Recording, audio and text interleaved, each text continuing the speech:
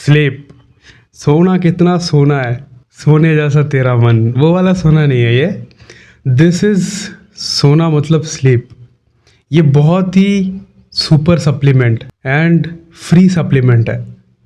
जितने भी health related issues या फिर हाइट के प्रॉब्लम्स आते हैं, अगर स्लीप ठीक करोगे तो डेफिनेटली ठीक हो जाएगा सब कुछ। दिक्कत क्या है, सबको नींद आते नहीं है ठीक से, लोग ठीक से सो नहीं पाते। दिक्कत यही है। मेरा एक दोस्त है, वो बोल रहा था कि मैं सो नहीं पाता हूँ ठीक से। मुझे लिटरली 2 बजे के बाद ही नींद आता है और मैं उठता हूँ 10 बजे, तो मेरा कुछ दिन खराब जा रहा है बहुत ही, क्योंकि मेरा स्लीप साइकिल ही ठीक नहीं है। तो आपको भी ऐसा दिक्कत आती है तो आपको क्या करनी है, ट्राई दिस थिंग्स जो मैं आपको बताने वाला हूँ।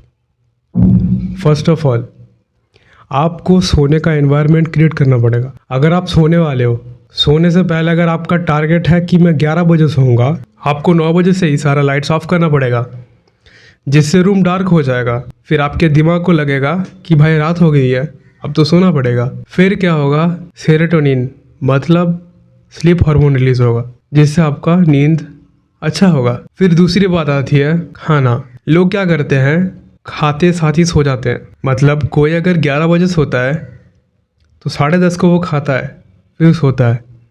उससे क्या होगा, उसका total nervous system working mode में रहेगा, जिससे अगर वो सोता भी है फिर भी वो टायर्ड दिखेगा सुबह उठकर, क्योंकि सोया उसने बट कुछ फ़ायदा ही नहीं हुआ, क्योंकि उसका सारा बॉडी काम कर रहा था।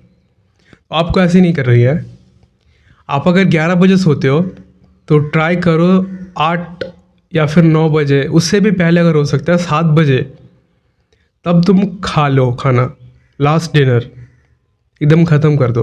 फिर आती है नींद नहीं आती है, बोलते लोग कि भाई मुझे नींद नहीं आती है भाई। तो आपको क्या करनी है, फ़ोन यूज़ करना बंद करनी है, क्योंकि फ़ोन का जो लाइट है हमारे आँख में जब पड़ता है तो वो हमारे ब्रेन को सिग्नल देता है कि अभी भी रात नहीं हुआ है, अभी भी सुबह है, तो हमें अभी सोना नहीं है। फिर ये क्या करता है, स्लीप हार्मोन को रिलीज़ करने से रोकता है। तो आपको फ़ोन यूज़ करना बंद करना पड़ेगा बेड में। लोग क्या करते हैं भाई, फ़ोन यूज़ करते जाते हैं, 2 बजे तक यूज़ करते हैं, फिर जब नींद बहुत आने लगती है तब फ़ोन साइड रख के सोते हैं। ऐसा नहीं करना है आपको, यही सबसे ख़राब बात है। हमारा क्या पता है, हमारा एक सिस्टम है कि हम अगर कोई चीज़ बार बार दोहराते हैं तो वो एक हैबिट बन जाती है। तो हम जब डेली 2 बजे के बाद ही सोएंगे तो वो हमारा हैबिट बन जाएगा। फिर हम कितना भी ट्राई कर लें, हम 11 बजे सो नहीं पाएंगे। तो आपको भी फ़ोन यूज़ करना बंद करना पड़ेगा सोने टाइम। एटलीस्ट 2 से 3 घंटा पहले से ही बंद कर दो। खाना खा रहे हो क्या, उसके बाद you can do one thing, walking करो, ठीक है, कुछ भी करो, बुक पढ़ो। मैं बेस्ट बोलूँगा वॉकिंग करो एंड बुक पढ़ो, मिल के करो दोनों। बुक पढ़ते पढ़ते वॉक करो। इससे क्या होगा, आपके बॉडी में थोड़ा सा डाइजेशन भी ठीक होगा, और आप जो वॉकिंग का जो एक्सरसाइज हो रही है उससे थोड़ा टायर्डनेस क्रिएट होगा, फिर आपका नींद भी अच्छा आएगा। फिर नेक्स्ट पॉइंट आती है वही सोने का, कि लोग टायर्ड ही नहीं होते हैं। अगर कोई इंसान टायर्ड होगा तो उसे जितना भी तुम ट्राई कर लो वो नींद आ जाएगा उसको।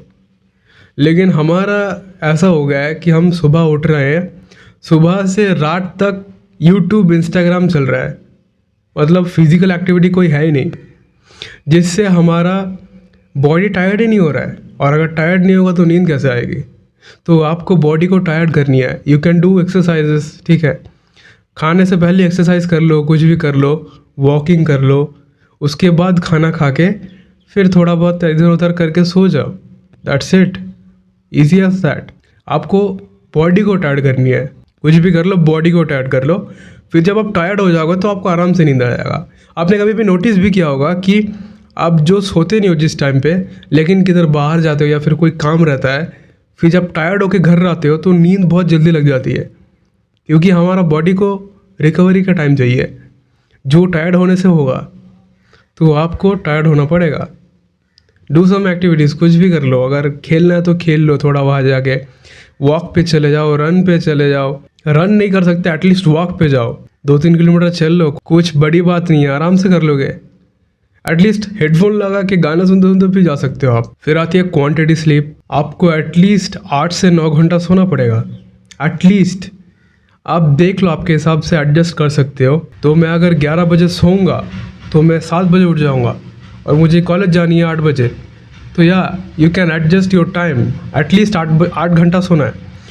और अगर आप देखते हो कि मैं सो तो रहा हूँ लेकिन मैं 8 घंटे की जगह 10 घंटा सो रहा हूँ, तो इसका मतलब आपके बॉडी को बहुत स्लीप की ज़रूरत है। आपने जो स्कूल में 5-5 4-4 घंटे सोकर जो बिताई थी, वो आपको भी रिकवरी चाहिए। आप जितना सो सकते हो उतना सो।